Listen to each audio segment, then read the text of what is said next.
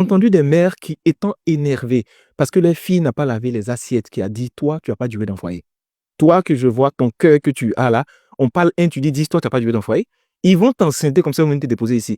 Et tu rentres chez elle, elle a 3, 4 filles qui ont tous un enfant, 2 enfants de pères différents et qui sont là.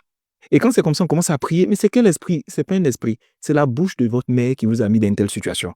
Parce que quand elle est en colère, elle déclare des choses sur vous sans faire attention. C'est ce qu'elle a déclaré qui est en train de se réaliser. La dimension d'un parent dépasse la dimension prophétique. C'est-à-dire, un parent peut conditionner la destinée d'un enfant et il faut beaucoup d'efforts pour pouvoir briser la parole qui a été déclarée. J'ai vu des mères dire, tu es en train de te promener là, si date tu cherches là, tu vas avoir. Et finalement, c'est si dans là que les enfants viennent avec. Oui, toi, de toute façon, tu es mauvais, tu ne me donnes pas l'argent là. Tu te promènes, non, et je vois, tu vas te cogner ici, on va voir. Dans la plaisanterie. Et puis un matin, elle apprend que, effectivement, il a été écrasé ou bien il est mort dans un accident. C'est votre bouche là qui les a envoyés là-bas. J'ai vu des parents, parce que l'enfant n'a pas eu une bonne note, oh, mais toi, tu ne vas rien faire dans ta vie. En fait, toi, il ne compte pas sur toi. Hein. Toi, tu ne vas rien devenir ici. Un enfant bête comme ça, il n'est jamais vu. Parce que tu es énervé. Et il y a d'autres aussi, c'est dans la plaisanterie. Toi seulement, non, toi, tu ne vas rien devenir. Toi, toi, tu vas rester ici. Hein. Tout le monde va réussir, ils vont venir te trouver ici. Tu dis ça pour rire, mais ça impacte l'enfant.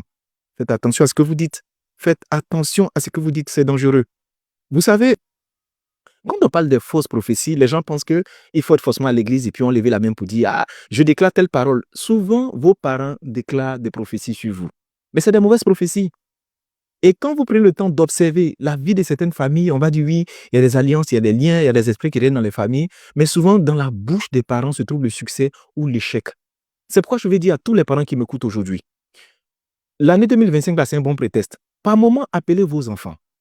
Au téléphone, vous faites-les asseoir et puis bénissez-les.